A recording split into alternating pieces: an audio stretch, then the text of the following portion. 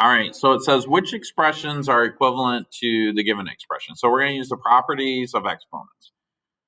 So remember that we can add something. So the first thing I'm going to do is the properties of exponents is I could take this 5, and I could toss it here.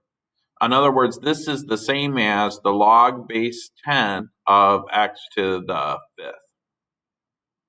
And then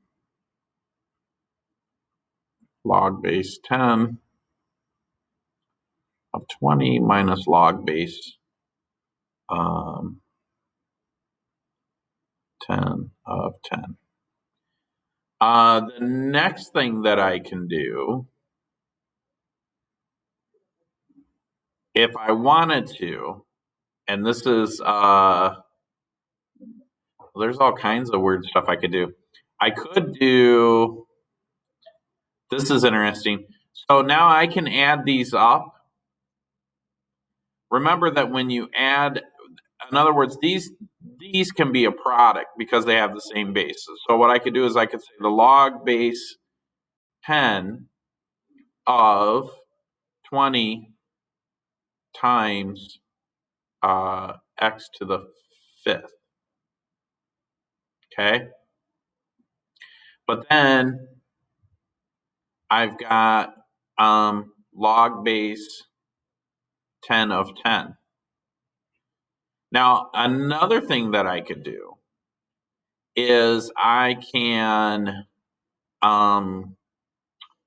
because this is the log base of 10, that's the same as 1. So this can reduce down to log base 10 of 20 x to the 5th minus 1.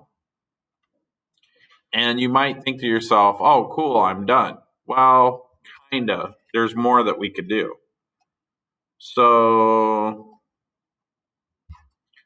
if I come back over here and I say log base 10 of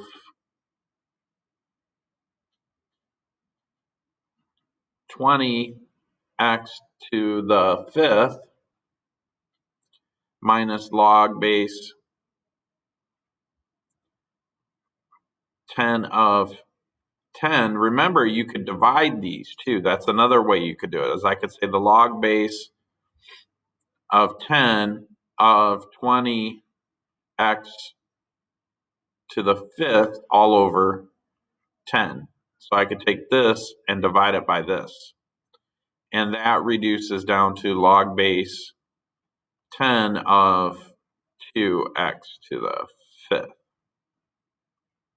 That's another way you can address that.